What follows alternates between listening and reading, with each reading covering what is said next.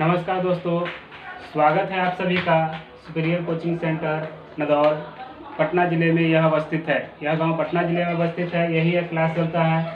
हम लोग बिहार बोर्ड का जो 10th क्लास का 10वीं क्लास का संस्कृत का जो सब्जेक्ट है उसको आसानी से पढ़ सकेंगे, इसके लिए यह क्लास शुरू किया जा रहा है। और पढ़ लेने के बाद किसी भी छात्रों को यह मेरा वीडियो अच्छा लगे तो इस वीडियो को प्रयास करें कि दोस्तों में शेयर करें और इस वीडियो को देखते हुए आसानी से संस्कृत को पढ़ सकें। तो हम प्रयास मेरा यह रहेगा कि संस्कृत का जो हम लोग का सिलेबस है उस चीज़ को आसानी से बिहार बोर्ड का जो सिलेबस है उसको आसानी से पकड़कर और इसे पढ़ सके और पढ़कर अच्छे से अच्छे मार्क्स ला सके। और हम लोग का जो इस बार जो यह आपदा आई है कोरोना काल की, इस आपदा की घड़ी में हमारे भारत के सभी कोचिंग संस्थान और स्कूल विद्यालय अभी बंद है। और इस आपदा की घड़ी को हम लोग अवसर में बदल लें और अवसर में बदलकर इस चीज़ को आसानी से पढ़कर अच्छे से अच्छे मार्क्स उठा सकते हैं। इस आपदा को क्यों ना अवसर में बदल लिया जाए। और अवसर में बदल लेने के बाद होगा कि हम लोग को घर पे रहकर भी आसानी से इस चीज़ की तैयारी कर सकते हैं। तैयारी करने के लिए हम लोग को ज़्यादा प्रयास नहीं करना है, प्रयास करना है कि हमसे जुड़े रहने के जुड़े रहिए और इस पढ़ते रहिए। पढ़ लेने के बाद ये वीडियो अच्छा लगे तो शेयर कीजिए। आगे चल के जब हमको लाइव का ऑप्शन मिलेगा तो लाइव के लिए भी हम क्लास के लिए सबको सूचना दे देंगे कि मेरा क्लास लाइव हो गया है। लाइव क्लास में भी आप यूट्यूब से पढ़ सकते हो। जब मेरा लाइव का ऑप्शन आ जाएगा तो लाइव क्लासेस चलेंगे। पहले जब इस वीडियो को देखेंगे, देख करके और प्रयास करें कि इसी से हम तैयारी कर ले और संस्कृत की इस आपदा के अवसर में संस्कृत को अच्छे तरीके से पढ़ ले। तो मेरा यही संभावना रहेगा कि हम जितने भी छात्र हैं सबों को आसानी से संस्कृत की शिक्षा दे सके और इस सिलेबस बिहार बोर्ड का जो 10th का सिलेबस है इसकी आसानी से तैयारी करा सके। तो ये देखेंगे हमारे बिहार बोर्ड में जो संस्कृत का सिलेबस है वो 100 अंक का है। 100 अंक में जो है यह 2 भागों में बटा हुआ है। 2 भागों में बटा हुआ होने के कारण एक भाग है संस्कृत व्याकरण और दूसरा है संस्कृत किताब। संस्कृत किताब जो है 10वीं कक्षा में दो किताबें पढ़नी है। एक का नाम है पीयूषम भाग 2 और दूसरा है द्रुत पाठाय। संस्कृत व्याकरण में भी बहुत सारी चीजें पढ़नी है। ऐसे संस्कृत जो किताब है ये किताब तब तक जो बच्चे नहीं पढ़े होंगे उनको असंभव लगेगा पढ़ने के लिए कि इस किताब को हम कैसे पढ़ें या किताब का हिंदी कैसे करें। तो हम लोग बिहार बोर्ड में जो पढ़ते हैं वो भी हिंदी भाषी छात्र होते हैं और हिंदी भाषी को किसी भी चीज़ को हिंदी में आसानी से समझाया जा सकता है। इस चीज़ को पहले आसानी से हिंदी करना होगा किसी भी संस्कृत को, तब आसानी समझ सकते हैं। तो इस चीज़ के लिए हिंदी करने के लिए हम लोग को व्याकरण की आवश्यकता होगी। तो संस्कृत व्याकरण जो आप आसानी से पढ़ लेंगे इस चीज़ को बहुत आसानी तरीके से पढ़ सकते हैं संस्कृत को हम। तो देखेंगे संस्कृत व्याकरण में हम लोग को क्या क्या पढ़ना है। जो चीज़ पढ़नी है वो चीज़ पहले सिलेबस में आ जाते हैं। सिलेबस में आने के बाद फिर जैसे जैसे क्लास होगा वैसे वैसे हर एक का वीडियो अलग अलग डालते जाएंगे और उस वीडियो को प्रयास कीजिए कि देखते जाइए और देखते देखते ये वो चीज़ होगा कि आपको सब चीज़ आसानी लगने लगेगा। बस केवल यही ध्यान देना है कि पीछे वाला जो पढ़ाई हो उसको भूल ना जाए। पीछे वाला जो पढ़े उसको बशर्ते कैच कर याद कर ले, जितना भी पढ़ाई हो उसको याद कर ले। अब देखेंगे तो संस्कृत 100 अंक में हम लोग का आधा पूछेगा संस्कृत व्याकरण और आधा रहेगा संस्कृत किताब। लगभग में 50 से 60 अंक का व्याकरण होता है और ये 30 से 40 कितना बच गया फिर 40 से 50 अंक का ही हम लोग का ये संस्कृत किताब से पूछता है। लेकिन ज़्यादातर प्रयास रहेगा कि 60 नंबर से जो है ये लगभग में 60 नंबर, इससे कम या थोड़ा बहुत अधिक हो सकता है लेकिन वो व्याकरण से होंगे। और 40 से 50 प्रश्न जो है ये संस्कृत किताब से होंगे। इसमें लघुत्तरीय भी रहते हैं और ऑब्जेक्टिव रहते हैं। अब तो ऑब्जेक्टिव देख रहे हैं कि बिहार बोर्ड में सबसे ज़्यादा ऑब्जेक्टिव ही है, तो सबसे ज़्यादा ऑब्जेक्टिव के ही फोकस करना है। तो इसमें ध्यान देंगे कि संस्कृत व्याकरण में हम लोगों को सबसे पहले जो पढ़ेंगे संस्कृत व्याकरण के अंतर्गत जो भी यदि सीरियल नंबर से पढ़ते आएंगे तो बहुत आसान लगेगा पढ़ने में। बशर्ते है कि शुरू वाला पहले वाला भूलते केवल नहीं जाना, वो है पहले वाला याद रखना। इसमें देखेंगे सबसे पहले हम लोग को पढ़ना है वर्ण प्रकरण जिसमें पढ़ेंगे कि वर्ण क्या होते हैं, वर्ण किसे कहते हैं, वर्ण कितने प्रकार के होते हैं, कौन वर्ण का उच्चारण कहाँ से होता है। देखेंगे हम लोग सब चीज़ बोलते हैं तो अलग अलग तरीका से बुलाता है, तो सब चीज़ का उच्चारण अलग अलग स्थान से होता है, इस चलते इसका सब चीज़ का अलग अलग जगह है उच्चारित होने का। तो सबसे पहले वर्ण प्रकरण, इसके बाद हम पढ़ेंगे संधि प्रकरण। यदि वर्ण प्रकरण आसानी से पढ़ लिए तो संधि प्रकरण भी आसानी से समझ में आ जाएगा। और संधि प्रकरण पढ़ने के बाद यह नहीं कहिएगा कभी, ये मेरा वादा है कि संधि यदि हमसे पढ़ लिए, ये मेरे वीडियो को संधि का पूरा पढ़ लिए, तो प्रयास रहेगा कि ये जो है आपको ग्रेजुएशन तक जाइएगा, बीए तक, तो आपको ये चीज़ें संस्कृत व्याकरण की ये संधि जो है छूने की जरूरत नहीं पड़ेगी। संधि आपको ऑटोमेटिक याद रहेगा, बशर्ते केवल याद करने की चीज़ें हैं। जो याद कीजिएगा वो वास्तव में ये बीए तक काम देने की चीज़ है, ये संधि प्रकरण। अब इसके बाद आएंगे जो संस्कृत व्याकरण का सबसे मेन पार्ट है, सबसे बहुत अहम रोल जिसका रहता है, वो होता है अनुवाद का। अनुवाद में ही हम लोग पढ़ते हैं। अनुवाद में जो अब अनुवाद सीख जाएंगे तो ये सब आसानी है सीखने के लिए। मेन चीज़ है हम लोग को अनुवाद ही सीखना। अनुवाद सीखे तो ये सब कुछ नहीं रहेगा, ये सब आसानी से याद कर सकते हैं, आसानी से इसका हिंदी कर पाइएगा, बशर्ते केवल ये हम लोग को याद करेंगे। तो इसमें देखेंगे अनुवाद प्रकरण में ही हम लोग पढ़ेंगे धातु रूप, शब्द रूप। धातु प्रकरण भी इसी में आ जाएंगे, शब्द और ये शब्द प्रकरण भी इसी में पढ़ेंगे। सर्वनाम शब्द रूप सब इसी के अंतर्गत पढ़ते हैं, अनुवाद के अंतर्गत ही।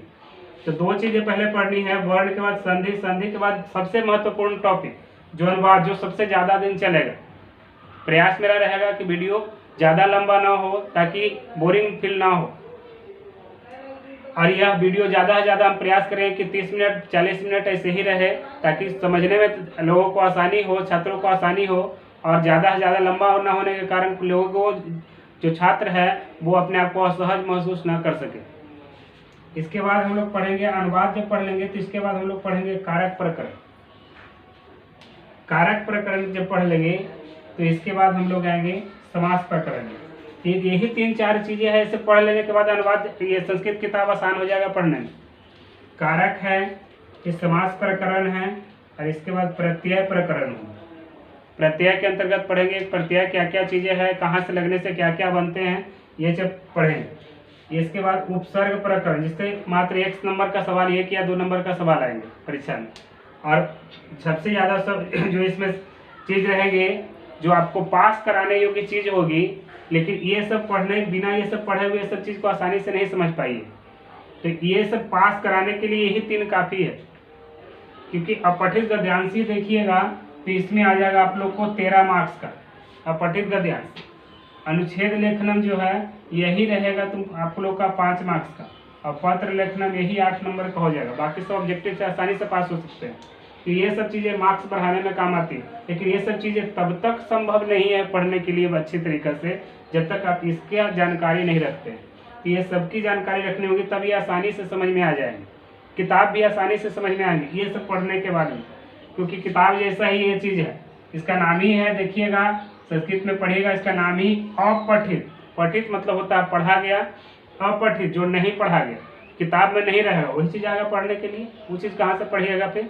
तो ये चीज़ें पढ़े रहिएगा, अनुवाद ये सब, तो आसानी से सब समझ में आ जाएगा किसका हिंदी क्या होगा, कहाँ से क्या प्रश्न कर रहा है। तो हम लोग संस्कृत के 10वीं बोर्ड की तैयारी कर रहे हैं। तैयारी करने के लिए अच्छे से अच्छे मार्क्स लाने के लिए बस प्रयास कीजिए कि इस वीडियो को देखते रहे, पढ़ते रहे, और बार बार प्रयास करें कि जब समझ में ना आए तो बार बार इस वीडियो को देखें और समझें। यदि दिक्कत हो तो हमारे कमेंट बॉक्स में लिखें कि यहाँ हमको प्रॉब्लम हुई है, फिर से हम प्रयास करेंगे कि फिर से उस चीज़ को समझाया जाए।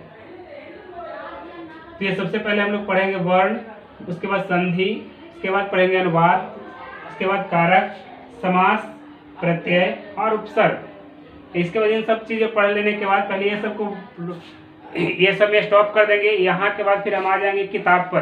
किताब प्रयास करें, किताब घर पे रखें और बस पढ़ते जाए। किताब बहुत आसान है पढ़ने में, बशर्ते कि ये सब चीज़ें आसानी से समझ में आ जाए। तो ये देखिए किताब जैसे ही इतना चीज़ खत्म होगा उपसर्ग तक, इसके बाद हम आ जाएंगे किताब पर पढ़ने के लिए। किताब पढ़ते पढ़ते होगा कि आसानी से पढ़ने का ध्यान से आप लोग से हिंदी होने लगेगा। इसके बाद अनुच्छेद भी लिखने लगिएगा, पत्र भी लिखने लगिएगा आसानी से। बस के यही ध्यान देना है कि सबको हम अच्छी तरीके से जो पहले पढ़ाए हम लोग, वो सब चीज़ों को अच्छी तरीके से पढ़ें। तो ये सब देखेंगे। अब हम लोग संस्कृत किताब पे आते हैं। किताब के सिलेबस, व्याकरण के पाठ्यक्रम को समझे, इसके बाद किताब के पाठ्यक्रम को समझेंगे। तो हम लोग का संस्कृत का किताब का जो पाठ्यक्रम, किताब दो पढ़ने हैं। एक है पीयूषम भाग 2 और दूसरा है द्रुत पाठाय। पीयूषम भाग 2 में हम लोग का यह चतुर्दश चैप्टर पढ़ने यानी 14 चैप्टर पढ़ने हैं। इसके बाद द्रुत पाठाय में 25 है, जिससे सबसे ज़्यादा आप लोग को जो सवाल आएंगे परीक्षा में वो पीयूषम भाग 2 से होंगे। और पीयूषम भाग 2 से होने के बाद उसके बाद द्रुत पाठाय से बहुत कम ही सवाल रहते हैं। ये सब ये जो कहानी का भाग है ये आसानी से समझने योग्य चीज़ें। 25 चैप्टर है लेकिन 25 दिन भी नहीं लगेगा ज़्यादा आप लोग को समझने के लिए। ये सब चीज़ें ये देखेंगे पीयूषम भाग 2 का सिलेबस में क्या क्या है। सबसे पहले पढ़ना हम लोग को मंगलम नामक चैप्टर है। इसके बाद है पाटलिपुत्रस्य वैभव, जो हम लोग का पटना है, पटना के वैभव के बारे में पढ़ना। इसके बाद है अलस कथा, यह विद्यापति की कहानी है।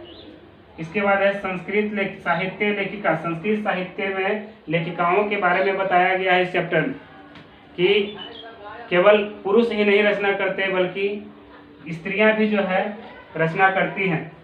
इसके बाद पढ़ना हम लोग को भारत महिमा।